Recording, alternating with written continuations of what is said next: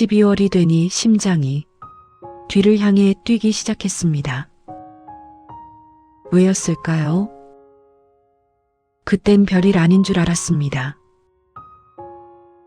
사진첩을 정리하다가 사진들을 오래 들여다보게 된 것이 단순히 연말에 어수선한 마음 탓인 줄로만 알았습니다. 여러분도 그런 적 있으신가요? 손가락 끝이 화면 위에서 머뭇거리는 그 찰나가 대수롭지 않게 느껴졌습니다. 확신은 없었습니다. 내가 그 사진을 지우고 싶은 건지 아니면 그 사진의 그날을 바라는 건지 구분할 수 없었습니다. 삭제 버튼을 누르기엔 미안했고 계속 보기엔 마음이 쓰렸습니다. 내 심장이라 불렀던 아이를 다시 보게 됐습니다. 예고하고 내 곁을 떠났던 아이. 수없이 많은 예고를 침묵으로 보내고 있었다는 걸 이제야 알 것 같습니다. 나를 떠난 것이 아니라 내가 보낸 것이었을까요? 그때는 몰랐습니다. 침묵도 누군가에겐 간절한 대화의 시도였다는 것을요. 지금도 잘 모르겠습니다. 내가 기억하는 방식이 과연 그 아이를 위한 것인지 아니면 나의 죄책감을 덜기 위한 것인지 아직 답을 내리지 못했습니다. 여러분이라면 답을 내렸을까요? 잊히는 것이 슬픈 일일까요? 아니면 억지로 기억되는 것이 더 슬픈 일일까요? 그땐 별일 아닌 줄 알았습니다. 어느 쪽으로 갈지 몰라 길가 한복판에 멍하니 서 있던 그날은 그저 길을 잃은 사소한 실수인 줄로만 알았습니다. 모두가 바쁘게 앞을 향해 걸어갈 때 나만 반대 방향을 보고 서 있는 것이 조금 어색했을 뿐이었습니다. 확신은 없었습니다. 내가 선택한 이 길이 나를 어디로 데려다 줄지 아니면 애초에 목적지 같은 건 없었던 것인지 불안했습니다. 여러분도 그런 적 있으시나요? 걸음을 뗄수록 발자국은 깊어지는데 마음은 점점 가벼워진 것 같았습니다. 가로등이 켜지기 직전의 회색빛 거리. 주머니에 손을 넣은 채 발끝으로 보도블록의 금을 따라 걷던 발걸음. 한 번도 금을 밟지 않으려 애쓰던 좁은 보폭. 그 사람을 다시 보게 됐습니다. 늘 확신에 찬 목소리로 길을 안내하던 그 사람의 뒷모습이 떠올랐습니다. 그가 단호했던 건 길을 잘 알아서가 아니라 길을 잃었다는 사실을 들키고 싶지 않아서였을까요? 그때는 몰랐습니다. 망설임이 길어질수록 내가 놓치고 있는 것은 시간이 아니라 나 자신이었다는 것을요. 지금도 잘 모르겠습니다. 멈춰 서 있는 것이 후퇴하는 것보다 더 큰 용기를 필요로 하는 일인지 아직 답을 내리지 못했습니다. 내가 가지 않은 그 길 위에는 지금의 나보다 더 행복한 내가 살고 있을까요? 그땐 별일 아닌 줄 알았습니다. 쓰다 만 편지를 서랍 깊숙이 밀어넣으며 나중에 다시 쓰면 된다고 생각했습니다. 적절한 단어를 찾지 못해 비워둔 칸들이 금방 채워질 줄 알았습니다. 확신은 없었습니다. 진심을 말하는 것이 상대에게 위로가 될지 아니면 짐이 될지 알 수 없었습니다. 내 마음을 온전히 담아낼 단어는 이 세상에 존재하지 않는 것 같아 입을 다물었습니다. 여러분도 저처럼 이런 적 있으시나요? 책상 모서리에 묻은 마른 잉크 자국, 눌린 채 굳어버린 볼펜. 종이 위로 떨어졌던 커피 한 방울이 만든 갈색 얼룩. 그 사람을 다시 보게 됐습니다. 말투가 어눌했던 친구의 수줍은 미소가 생각납니다. 그는 말을 못했던 게 아니라 단어 하나를 고를 때마다 누군가의 마음이 다칠까봐 온 힘을 다해 신중했던 걸까요? 그때는 몰랐습니다. 완성되지 못한 문장들이 때로는 가장 솔직한 마음이었다는 것을요. 지금도 잘 모르겠습니다. 전달되지 않은 진심은 세상에서 사라지는 걸까요? 아니면 어딘가에 쌓여 먼지가 되는 걸까요? 아직 답을 내리지 못했습니다.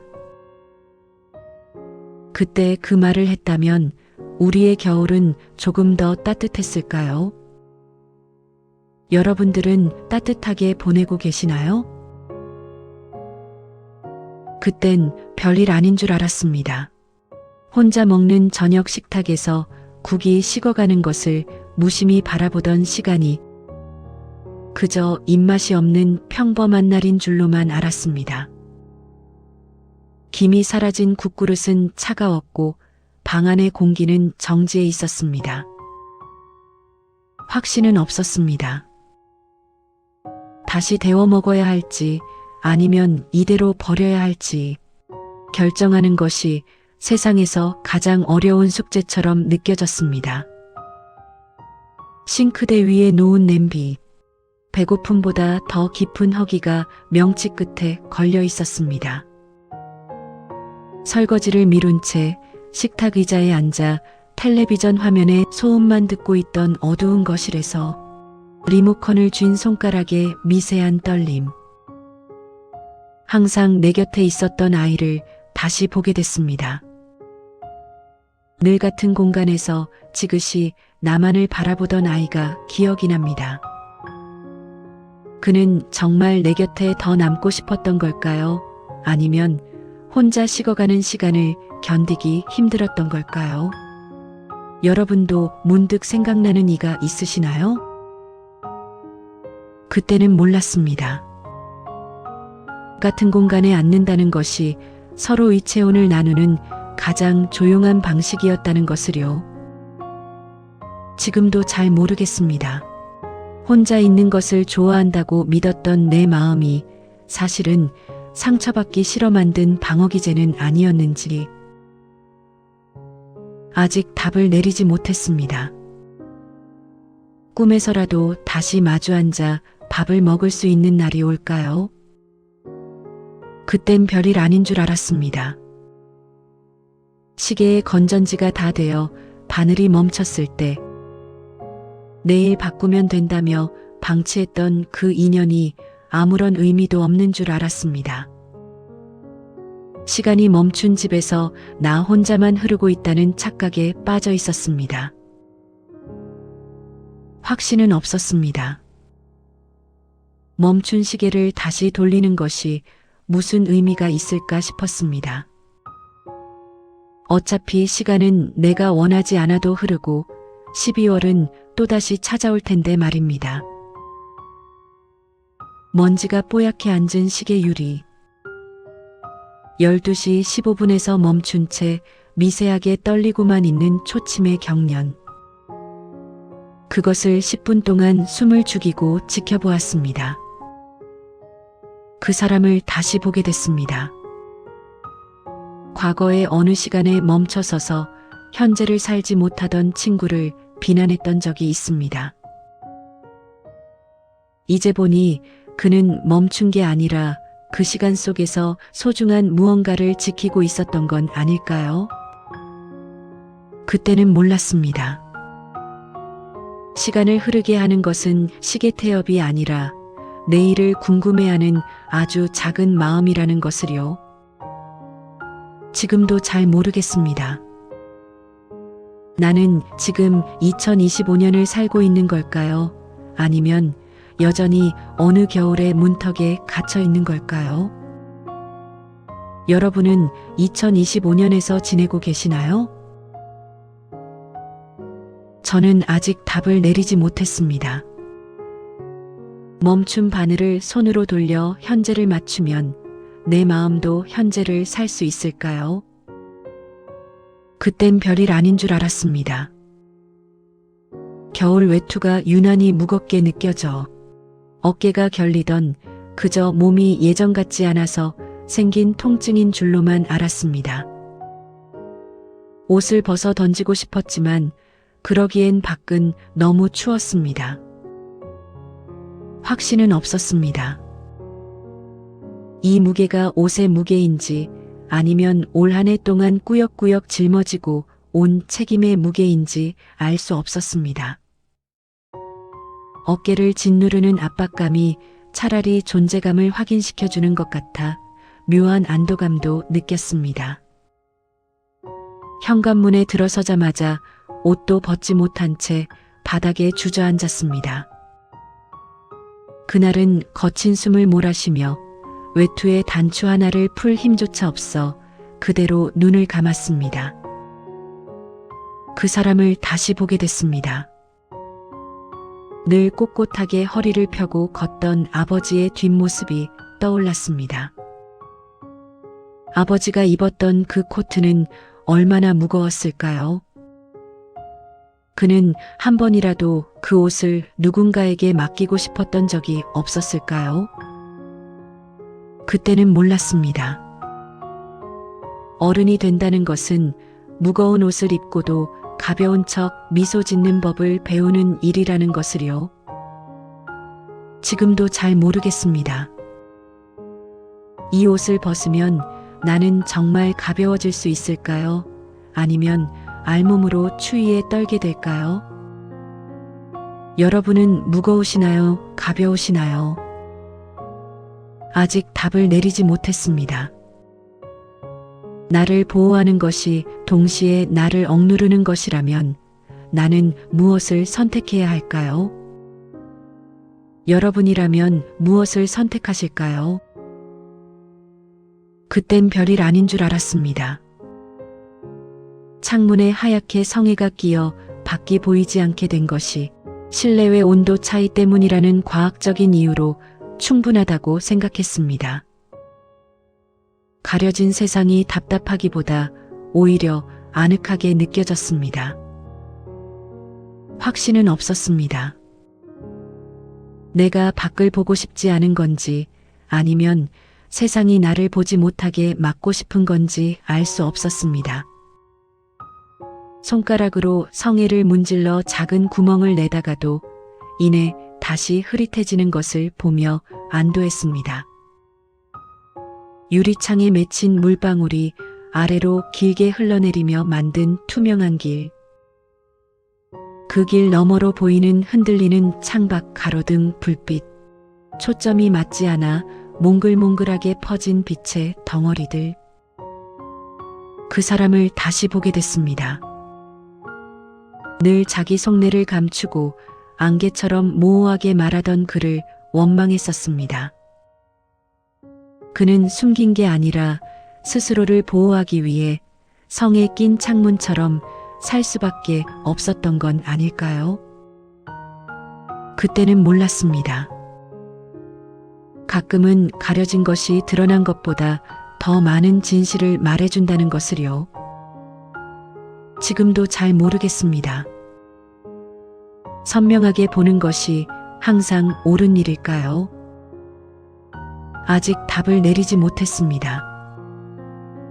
나를 가린 이 안개가 걷히면 나는 그 너머의 풍경을 감당할 수 있을까요? 그땐 별일 아닌 줄 알았습니다. 늘 누군가 앉아있던 자리가 비어있는 것을 보고도 잠시 자리를 비운 것이라 여겼습니다. 금방이라도 돌아와 환하게 반겨줄 것만 같았습니다. 여러분도 그런 적 있으시나요? 저는 그때도 확신은 없었습니다. 그 자리가 영영 비어있게 될 거라는 사실을 받아들이는데 얼마나 많은 겨울이 필요한지 몰랐습니다. 빈 의자는 차가웠고 그 위에 앉은 햇살조차 서늘해 보였습니다. 아무도 앉지 않은 의자 등받이에 손을 올렸습니다. 차가운 의자의 질감이 손바닥을 타고 심장까지 전달되었습니다. 저는 그 의자를 안쪽으로 깊숙이 밀어 넣었습니다. 그 사람을 다시 보게 됐습니다. 누군가의 빈자리를 채우려 애쓰던 어머니의 분주한 손길이 생각납니다. 여러분도 문득 생각나는 사람 있으시나요? 빈자리는 채워지는 게 아니라 그저 익숙해지는 것이라는 걸 어머니는 이미 알고 계셨을까요? 그때는 몰랐습니다. 존재의 크기는 그가 있을 때보다 그가 떠난 빈 공간의 깊이로 증명된다는 것을요. 지금도 잘 모르겠습니다. 나의 자리는 누군가에게 어떤 온기로 남아있을지 아직 답을 내리지 못했습니다. 비워두는 것이 최선인 자리도 있는 걸까요? 그땐 별일 아닌 줄 알았습니다. 구두 뒤축이 닳아 걸음걸이가 한쪽으로 기우는 것을 느끼면서도 수선집에 가는 것을 차일피일 미루었습니다. 조금 불편할 뿐 걷지 못하는 것은 아니라고 스스로를 다독였습니다. 확신은 없었습니다. 기울어진 것은 구두인지 아니면 세상을 바라보는 나의 시선인지 구분할 수 없었습니다. 똑바로 걷는다는 것이 무엇인지 잊어버린 것 같아 겁이 났습니다. 현관 타일 위에 남은 진흙 묻은 신발 자국. 왼쪽 뒤꿈치만 유독 많이 닳아 없어진 검은 구두의 단면. 그 비대칭의 모양을 한참 동안 관찰했습니다. 여러분의 신발은 어떠시나요? 그 사람을 다시 보게 됐습니다. 늘 비틀거리며 걷던 동네 할아버지의 뒷모습을 보며 혀를 찼던 제 자신이 부끄러워졌습니다. 그는 취한 게 아니라 무너져가는 균형을 잡기 위해 온몸으로 저항하고 있었던 건 아닐까요? 그때는 몰랐습니다. 똑바로 서 있기 위해 우리는 얼마나 많은 기울어짐을 견뎌야 하는지를요. 지금도 잘 모르겠습니다. 내가 지금 걷고 있는 이 방향이 정말 내가 원했던 목적지로 향하고 있는지, 여러분은 원하는 방향으로 가고 계시나요? 전 아직 답을 내리지 못했습니다. 새 신을 신는다고 해서 나의 걸음걸이가 다시 고다질 수 있을까요? 그땐 별일 아닌 줄 알았습니다. 나무에 매달린 마른 잎 하나가 찬바람에 위태롭게 흔들리는 것을 보며 곧 떨어지겠거니 생각했습니다. 자연스러운 이치라고 슬퍼할 일은 아니라고 생각했습니다. 확신은 없었습니다. 그 잎이 떨어지기를 기다리는 마음인지 아니면 끝까지 버텨주기를 바라는 마음인지조차 알 수 없었습니다. 바람이 불 때마다 제 어깨도 함께 들썩였습니다. 바닥에 떨어진 낙엽들을 발로 헤치며 걷다가 유난히 붉은 잎 하나를 주워 손바닥 위에 올려놓았습니다. 잎맥은 말라 비틀어졌지만 색깔만은 선명했습니다. 여러분도 나뭇잎을 주워 본 적 있으시나요? 그 사람을 다시 보게 됐습니다. 끝까지 자존심을 지키려 애쓰다 외롭게 고립되었던 남편의 얼굴이 겹쳐 보였습니다. 그가 지키려 했던 건 자존심이었을까요? 아니면 마지막 남은 자기 존재의 흔적이었을까요? 그때는 몰랐습니다. 매달려 있는 것보다 떨어지는 것이 더 큰 중력을 견뎌야 하는 일이라는 것을요. 지금도 잘 모르겠습니다. 내려놓는다는 말은 포기한다는 말의 다른 이름일 뿐인 걸까요? 아직 답을 내리지 못했습니다. 나는 무엇에 매달려 이 겨울을 버티고 있는 걸까요? 여러분도 그런 적 있으시나요? 그땐 별일 아닌 줄 알았습니다. 몇 년 전 썼던 메모장을 우연히 펼쳤을 때 그 안에 적힌 고민들이 지금의 나와 너무나 닮아 있어 당혹스러웠습니다. 나는 하나도 변하지 않았다는 사실이 그저 우연인 줄 알았습니다. 확신은 없었습니다. 성장하지 못한 것인지 아니면 본질적인 문제는 원래 해결되지 않는 것인지 알 수 없었습니다. 똑같은 궤도를 도는 인공위성처럼 나도 나의 우울 주변을 공전하고 있는 것만 같았습니다.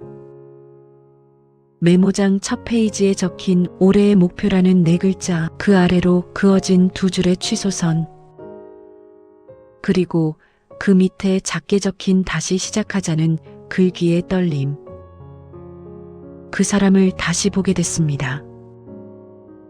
변하지 않는 사람이라며 핀잔을 주었던 언니의 모습이 떠올랐습니다. 그는 변하지 않은 게 아니라 변하지 않기 위해 매일 같은 싸움을 반복하고 있었던 건 아닐까요? 그때는 몰랐습니다.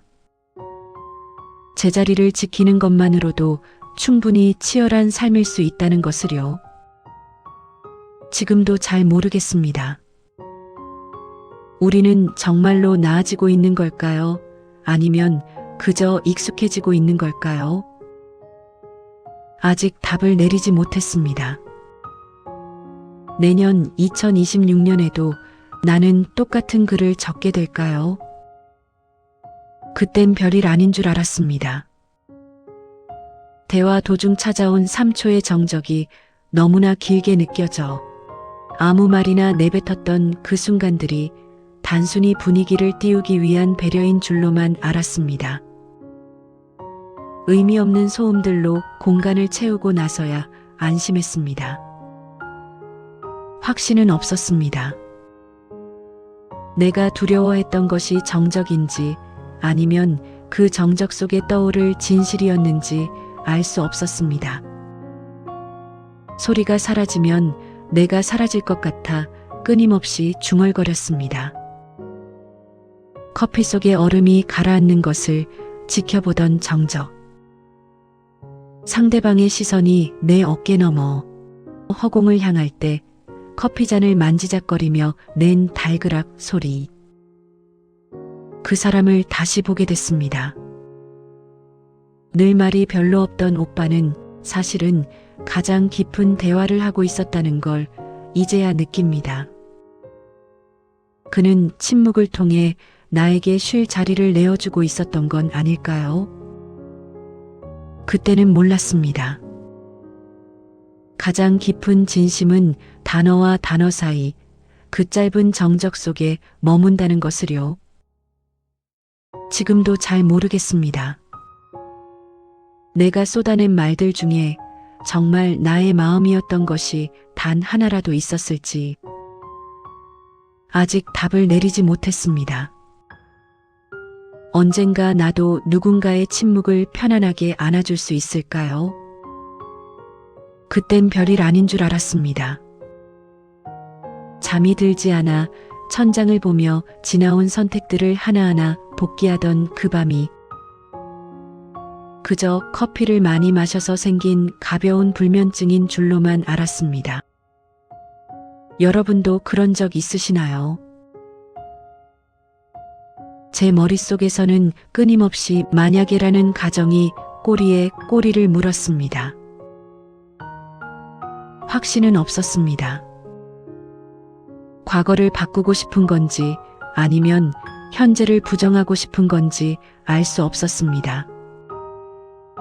되돌릴 수 없는 시간의 벽 앞에 서서 나는 자꾸만 손톱을 깨물었습니다. 어둠 속에서 반짝이는 가습기의 노란 불빛. 규칙적으로 뿜어져 나오는 하얀 증기가 허공에서 흩어지는 모양을 1시간째 지켜보았습니다. 그 사람을 다시 보게 됐습니다. 과거는 돌아보지 말라고 냉정하게 말하던 언니의 눈에 고여있던 슬픔을 이제야 봅니다. 그는 돌아보지 않는 게 아니라 돌아볼 때마다 무너지는 자신을 겨우 붙잡고 있었던 걸까요? 그때는 몰랐습니다. 후회한다는 것은 그만큼 그 순간에 진심이었다는 증거이기도 하다는 것을요. 지금도 잘 모르겠습니다. 후회가 나를 병들게 하는지 아니면 다음 선택을 위한 걸음이 되고 있는지 아직 답을 내리지 못했습니다. 모든 선택이 정답이었다면 나는 지금보다 더 나은 사람이 되었을까요? 그땐 별일 아닌 줄 알았습니다. 강물이 얼어붙어 흐름이 멈춘 것처럼 보일 때 이제 모든 것이 끝났다고 생각했습니다. 생명력 없는 차가운 얼음판 위로 찬바람만 쌩쌩 불어가는 풍경이 쓸쓸했습니다. 확신은 없었습니다. 얼음 밑에서 여전히 물이 흐르고 있다는 사실을 믿고 싶었지만 내 눈에 보이는 건 굳건하게 닫힌 얼음의 벽뿐이었습니다. 내 마음도 저강처럼 굳어버린 건 아닐까 의심했습니다. 한강에 던진 돌멩이 하나가 얼음 위를 미끄러지며 내는 챙그랑 소리. 깨지지 않는 단단한 표면 위에서 돌멩이는 한참을 달려가다 멈췄습니다. 그 사람을 다시 보게 됐습니다. 감정 표현이 전혀 없어 얼음 같다고 느꼈던 그 사람이 사실은 내부의 뜨거움을 지키기 위해 겉을 얼려야만 했던 건 아닐까요? 그 속에서 그는 얼마나 거칠게 흐르고 있었을까요? 그때는 몰랐습니다. 멈춰 있는 것처럼 보이는 것들도 사실은 제 나름의 속도로 치열하게 움직이고 있다는 것을요. 지금도 잘 모르겠습니다. 나의 정체기가 사실은 다음 계절을 위한 단단한 응축의 시간인 것인지 아직 답을 내리지 못했습니다. 이 얼음이 녹을 때 나는 어떤 모습으로 흐르게 될까요? 그땐 별일 아닌 줄 알았습니다. 12월의 달력을 보며 한 해가 끝났다고 선언하는 그 행위가 대단한 마무리가 되는 줄 알았습니다. 12월도 끝났다라고 생각하면 모든 괴로움도 함께 버려질 줄 알았습니다. 확신은 없었습니다. 숫자가 바뀐다고 해서 내가 달라질 수 있을지, 아니면 여전히 해결되지 않은 문제들을 등에 업고 다음 해로 넘어가게 될지 불안했습니다. 마침표를 찍고 싶었지만 자꾸만 쉼표가 찍혔습니다. 여러분도 그런 적 있으시나요? 그 사람을 다시 보게 됐습니다. 매번 내일부터 잘하면 돼.